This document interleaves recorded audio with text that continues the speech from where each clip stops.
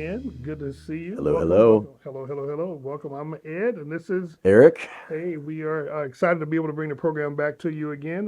Seems like time is flying by for this year. It is. It's already June. I guess we'll say June, even though Yeah, this the, may air in later in July, July, yeah. August, September. We like the repeat episodes too. The So, time, what's been, yeah. how your summer going so far? Softball every day. Every day, Yeah, softball, softball, softball, yeah, softball. So, yeah. it's good. It's going good. It is fun to see the girls develop their skills, right? And Mm-hmm. to see some of the joy they get. I mean, right, so you get girls that show up, and some of them playing for years, and some of them just started playing, and maybe they've done it for a year. But the concept of swinging a bat, sure, I mean you can swing, but how do you do it and then connect? And then the girls they're facing now are throwing 50, 55 miles an hour. Well, I mean, and it's only from 40 feet. So I mean, it's pretty quick. And to see these girls go from really struggling to even make any contact, a couple of them right at the beginning of the season, to man, we had a game this week and everybody was getting multiple hits. mm-hmm. It's fantastic, and they were having a lot of fun. And so yeah, it's fun to see that. And again, the reason I'm doing it is so my daughter has an enjoyable time. But also, it's just kind of fun to just try to build up and reinforce, these young ladies. I mean, it is crazy how hyper focused they are on perfection. And from what I've told and seen some research and things, a lot of it has to do with social media. Just these kids, even at 12 years old, Mm-hmm. are spending hours in social media. Well, also their parents often can kind of have the same mindset, because now parents that are in their 30s, right? Maybe late 30s, early 40s, even, but especially those that are kind of in their mid 30s or so, right? How long have they had social media, Mm-hmm. right? So they've kind of been, into it the last 10 years.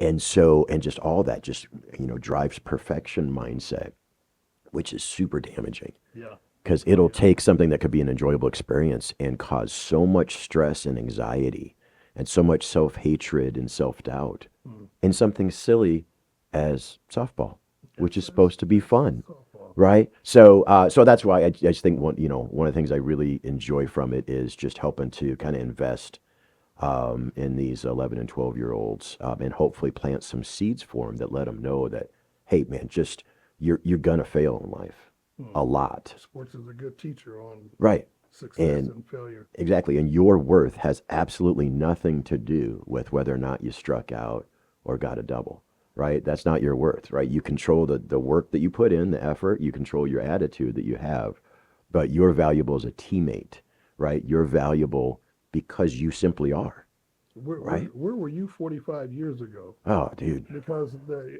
my That's, identity, yeah. yeah, my identity was only built on whether you won or lost. Okay. If you won, for somehow in your mind you were something. Yeah.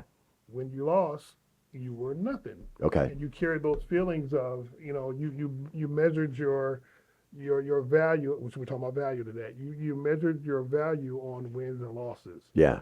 And as a young man, the culture that I came from, there was only win. Right. Nobody cared about the losers, and you would do whatever you could to gain that advantage and win. Right. Right. And looking back on it, it carried over into my adult life to where, hey, there was only winning and losing. Right. Professional athletes, many of them, I mean, I hear stories about them. That's the only way they think. It's Right. winning, and then there's nothing else. You Right. take you take Michael Jordan and the Kobe Bryants of the world. Yep. I mean that level of, it's like I don't see how they can stay sane. Right. Yeah. But also, I think what sets them apart is they put in the work. So they made a decision that the number one most important thing in their lives was going to be to put in the work to Work to become do that. great, Yeah. right? They didn't just, kind of do some and expect to be great. Because I Right. think that's the trap that a lot of young athletes fall into these days is they don't put in 10 years of work. They Mm-hmm. don't put in 4 or 5 hours a day, and they still get just as disappointed when they lose as a Jordan or Kobe That's a would, good right? point. And so they apply all the pressure and all the negativity without the chance of success. That's true. And, look, I don't think putting your entire identity in winning is super healthy. No, no, You know, it wasn't. however, obviously those two accomplished amazing things in sports in the grand scheme of life and eternity and the spiritual kingdom and all that. a little less important, right? But you know, from a fashion standpoint, from a basketball stats, from a can we argue whether or not Jordan or Kobe or LeBron is the best. is the GOAT, right? I mean Jordan that is. that gives you something to talk about. So yeah, Yeah. Michael Jackson, I would hear stories about Michael Jackson was never satisfied with his right, performances. right, You know, he always felt like he could do it bigger and better. right, And I can't believe we're talking about Michael Jackson. And he had got to the place to where nothing was never good enough. right, Can you imagine the internal trap that he must have been in? right, You're Michael Jackson. right, 99% of the people in the world wish they were him, right, but he wasn't satisfied with him because right, it was either number one, the best ever, all time, or there was nothing at all. right. And so, yeah, so when he started falling off the charts, as everybody does, Hmm. you know, in his mental was, you know, I got to do more. I got to be. Right. It's like, dude, you're You're already the best, right, right? right. So But stop that's all that. and that's Yeah. what I'm sure that's what killed him. You Yeah. know, Oh, without a essentially, doubt. it's the concept of having to go perform again Yeah. when you don't think you're good enough, Yeah. and that's the perfectionism and the performance, those curses, right? That are all the ways that the enemy can damage someone, keep them from realizing the what God has for them, keep them from understanding how God loves them and others do too, right? That concept, that weight, you can never overcome it yourself. Right. And that's how many amazing performers, whether it's sports, whether it's music, Yeah. right, have tragic ends to their lives so early Yeah. because of that measuring stick. It always, there is no end, there is no top to the measuring stick of perfection and performance and trying to be greater, better. And that's why trying to compare yourself to others is just a losing battle in anything, Yeah. right? Oh, they have better shoes. Oh, they have a better house. They have a better car. There's always someone better on the worldly stuff. Yeah. And so, yeah, it's a fool's errand. But it's just it's troubling when kids get bound up in that so young. When it's just such an unnecessary component of who they are. The thing that occurred to me this week was 15, 20 years ago, a big uproar about, oh, youth sports, everybody's getting a trophy. This is horrible. Only winners should get trophies, right? And I was on that side of the fence. I'm like, yeah, why are people giving trophies to losers? Well, the con of that is, well, wait a minute. Is winning the only thing that matters? Or is the process? I mean, so it's just a weird, like, okay, I get it. Let's only have real trophies for the winners, but let's not make those that don't win feel like they're worthless. Right. Because if you're putting in the effort, right, and you have a good attitude and you are a good teammate, I mean, you just think about Osborne before his run of championships, right? Folks trying to run him out because he can't get more than 9 wins or whatever. I don't know, So Even carried over into, I mean, I only can imagine being a high school girl or junior high girl. With social media, the comparison that young girls, yeah, well, I'm not as pretty as her, or she's getting more attention, all of the mental part that goes along with, right, I'm not good enough, or I don't measure up and all that kind of stuff. Me personally, I had to come to and that came as a result of serving the Lord. I don't care. Yeah. I am what I am. You Yeah. know what I mean? It's like Yeah. you get to that place where like it or lump it, take it or leave it, this is who I am. Right. And I have to be comfortable in that. But you see many adults, whether sports world or life period, they don't get to that place. right, yep, yeah, Values. I want to talk about values. Yeah. And we had an argument or a heated discussion about, society today, all the things that we see in society today, primarily toward a lack of value for God, among this generation of youth. And it started to open up the door for what value system Yeah. were you raised on? yeah, What were you I mean, there's a list of different ones, but okay, for example, work. mm-hmm. What value system did you learn Mm-hmm. from within your house about a good work ethic? What values did your Yeah. parents teach you about that? Yeah. Well, I mean, I guess since both of my parents, so my dad always worked, and whether it was for another company or he had his own consulting or small business or whatnot, he was always working, which is great, always providing. Like we never we never hit a point where, oh, we were, going to go hungry or anything, right? So in that sense, real consistent. Mom went back to teaching once I hit whatever it was, preschool. And so yeah, I mean, they were both working in that sense. You know, my regular normal perspective on that is probably a lot of what the sitcoms of the 80s and 90s showed, right? I mean, it's just kind of all that normal. It's like, all right, we get up, we go to work, and you come back, and yeah. So as a kid growing up, that's just normal. And then as soon as I could, when I was 15, I went and got a job. And then when I turned 16, I got a second job. And then I either had 2 or 3 jobs, all throughout. I'm just always going and working and doing something. And so in that sense, I mean, I probably picked up a pretty strong work ethic of, hey, if I want something, I have to go You have to get earn something, right, to get there. Yeah, candidly, a lot of that also was driven from I want, and this is tying to what we were just talking about, I want to be something. I don't think I'm worth much, so I have to go accomplish. So like there's a danger on the other side of it, but and I never got that from my parents, I don't think. Right? Okay. Neither of them ever treated me that way, or I don't think either of them ever thought that way about themselves Okay. necessarily, right?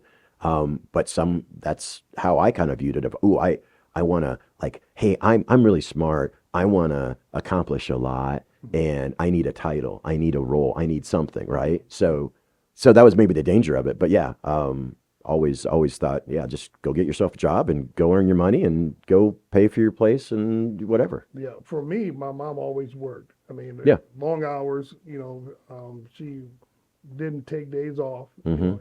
And I'm looking back on it. I noticed watching her do that.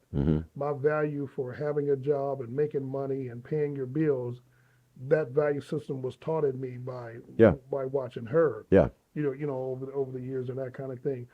Speak to in the area of work Hmm. when you don't have those values, when you're not taught Yeah. the importance of the value of, hey, if you want something, you're gonna have to go and work for it. Yeah. And all that goes along with buying your own house. All those things like they were talking about. Well, the guys that don't work today, well, a lot of it was because they didn't have the value. They were never taught the value of getting up instead of playing a video game. Nothing wrong with playing a video game. Instead of playing the video game all day, the value of punching the clock, 9 to 5. Speak to that. Yeah. Well, so to me, the word that hits me when you talk about that is entitlement.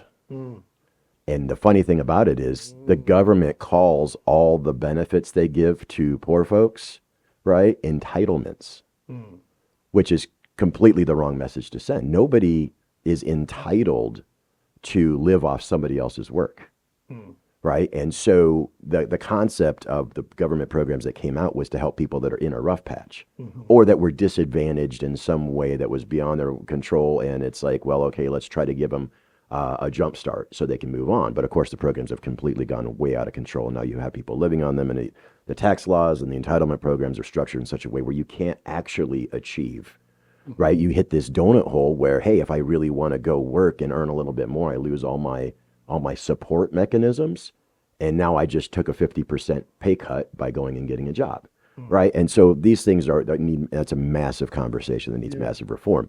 But, and of course, that all used to be handled by the church back in the day when you would have relationships with folks and say, okay, you hit a rough patch. We as a church will pay your rent for 2 months because we know you're applying for jobs and we know you're going to get up in the morning and go work.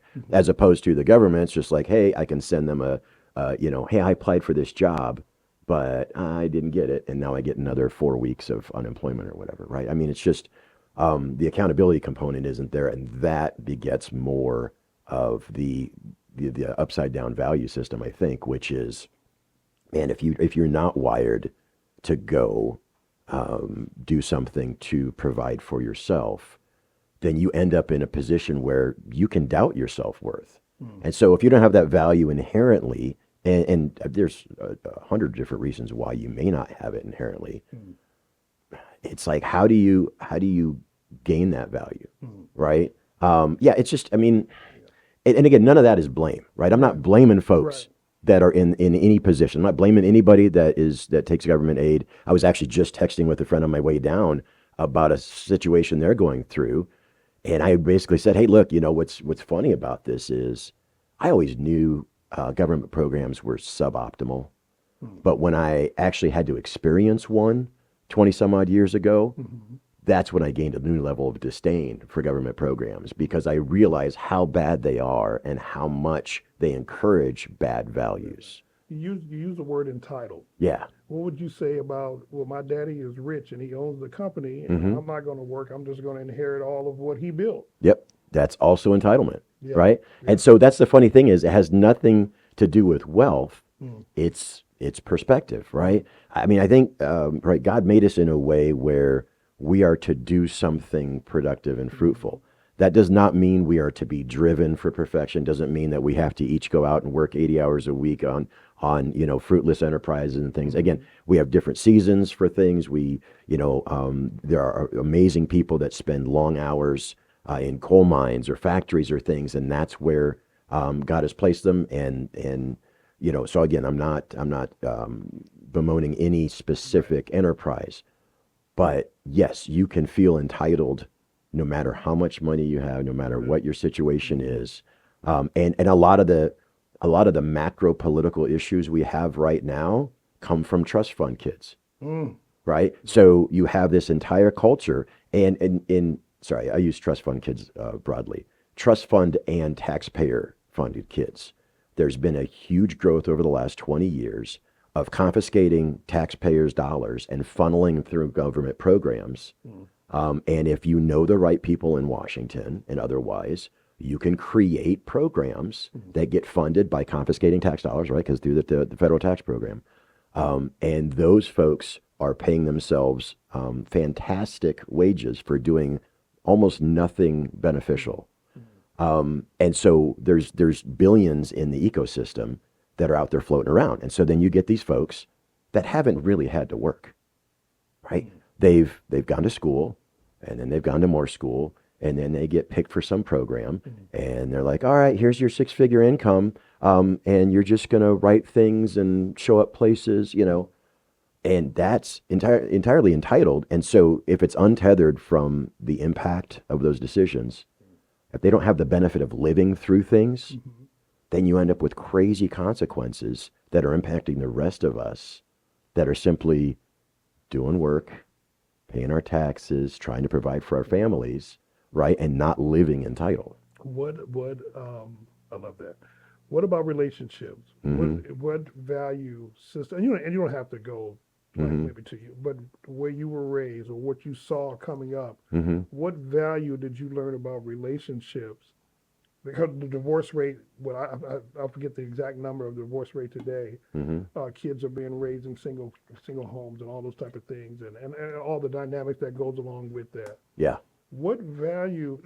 Many say, well, people don't value marriage anymore. They Right. don't value the importance of, being married, staying married, all that kind Yeah. of stuff. What value did you learn about marriage coming up, or what did you see about marriage that holds you today, or that you can say or recommend to society today on Right. this type of thing? I can tell you what I think, but I want you to go first. Yeah. Well, it's interesting just to think back. And I think back to some conversations I had with Milagro when he was here, where after we'd talk a little bit and he'd be like, man, that's like my experience as I kind of speak to it is it's just so wildly different. But yeah, I mean, I don't remember the first time that I had a classmate that was from a divorced family. Like probably high school, could have been, no, probably junior high. It was probably seventh grade. Now, again, I was at a small private school, and I had between 2 and 10 classmates in my grade. Okay. It was smaller, but I mean, and it was started by 4 families that all kind of knew each other, and so there was a kind of tight knit, and it's possible one of the kids could have had a divorced or a single parent, and it just wasn't really socialized and talked about. And I mean, how much do you pay attention when you're 8 or 9 years old? How many parents show up? Right. It's not worried about that. But yeah, I really think it was probably middle school before I was aware of a family in the circle that wasn't a standard nuclear family of mom and dad, husband and wife, together. And so yeah, I just, again, everything for me was just kind of automatic. Yeah, of course. You once you get to a certain point, whatever, maybe it's after high school for those that are really excited. After college, somewhere in the 20s, right? You end up finding the one. You get married. You're married for 50, 60, 70 years, whatever, right? That's how it works. That's how it works. Grandparents were all, everybody in the ecosystem, married forever. Yeah, for us, I mean, Hmm. I'll take 10 of my closest friends. Hmm. Probably one out of the 10 had a mom and dad Yeah. living in the house. Yeah. And to your point, I mean, it was normal life for us because that was just the way it was. You fast forward, so the value system of love and marriage, in a lot of ways, and it's not a black and white thing. It was Right. just, it was we didn't have fathers in the house. Right. So the value system of seeing a man in the home, being responsible, working, taking care of his family, disciplining the kids, the protection that a father brings to a Hmm. family, many of us miss that. Hmm. Yeah. So the value, so when you grow up without that, Hmm. you fast forward, somebody's going to pay for it. Hmm. But fast forward to society today, many of the problems that I'm not blaming it all on this, but many of the problems that we see, especially with a lot of our teenagers today, they miss that piece of having a positive father in the home, Hmm. loving on them, disciplining them. I believe that there's things that our moms are doing a wonderful job, Hmm. but I don't believe that. This is just me. I don't believe, according to the Bible, God intended for a mom to have to carry the load of raising kids Right. and doing all of that. They were talking about at the community meeting the other day about the kids hanging out at Carter Lake. Okay. They were saying that they were hanging out there to 1, 2, and 3 o'clock in the morning, which the park closes at 11 o'clock. Hmm. And the first question that came up was, where are the parents to say, hey, Junior, you can't. It's dangerous for you to be hanging out at a park where people are Hmm. getting high, gang stuff going on. Where are the parents? To go circle back to Hmm. when dad is not at home, then Hmm. dad's not going to be able to keep up with Junior being down at. I'm not saying that all the kids that are down there that are doing destructive things, Hmm. but you had a curfew. With my mom, I had a curfew. Hmm. You had responsibilities. Hmm. I had responsibilities. Right. I had accountability. I couldn't just go and do whatever I wanted to do Yeah. because mom's value was mom had to be at work at 5 in the morning. Yeah. She wasn't worrying, or she couldn't afford to be out chasing me around at 11, 12 o'clock at night wondering where her son was. Right. So Right. so you say, okay, well, why is that important? If you don't have that value, then kids that are, what do we see in today's society? We see many kids that are left to themselves Hmm.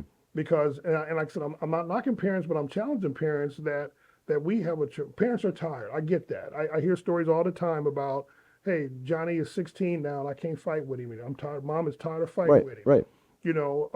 Johnny, he's angry at dad because dad is not around. But Hmm. you go back to the core value of, okay, where do we learn? Where do we get our core values of how to live this life? And we're going to get Hmm. back to God. I don't know how much time we got left. Yeah. Yeah. We got about 3 minutes. 3 minutes. Oh, okay. I'll wrap. We'll It's save all it right. for We the could next do show. we could do part two. Yeah, yeah. But when where the importance of teaching core values in Hmm. every walk of life Hmm. to your kid. Why do we clean up our room? Hmm. Because you're going to own a house one day, Hmm. and why do we fix things when they're broken? Hmm. Because you're going to own a house one day, and, Hmm. and you'll save yourself a lot of money. All of those. Why do you tell your kid? Hmm. You got $10, but I'm going to teach you how to manage that. Hmm. Why? Because one day you want them to be responsible on their own, knowing how to handle their finances It's and all yeah. that. That's all stewardship, right? It's all stewardship. Why do we? And we didn't get to that part. We ran out of time. But I want to talk in the next show about the value of God. Hmm. Why do we value God? What's the value of having God be a part of our lives? Hmm. In our time. But the same thing with the elderly. I was in a situation at a meeting, and these guys they were angry and they were cussing and they were, I mean, just my thought was, am I so old now that all these elderly people that were sitting in the room, there was no regard for those elderly people that were sitting in that room. Yeah. You and I can disagree on whether we like something or dislike something, but there would be no way. Okay, I'm almost 60 years old. My value system, we were taught there is no way you disrespect elderly people in the room. If we wouldn't even loud talk Right. if there were elderly people in the room. Right. But you fast forward, it's like the elderly people was looked upon as being nothing Right. in this meeting, and it broke my heart to just see it's like the value of life and with the respect for the Right. people that have come before us. It's like, man, where did it go? Right. And, And yeah, then that's because, so if a culture is not based on godly values, then the culture disintegrates. yeah, And so then you have complete disregard or disrespect for others' life or who they are. And that's where over these last couple decades, we've just gotten to a point where folks don't respect life in all sorts of different ways. And so that can come out with disrespectful juvenile acting adults.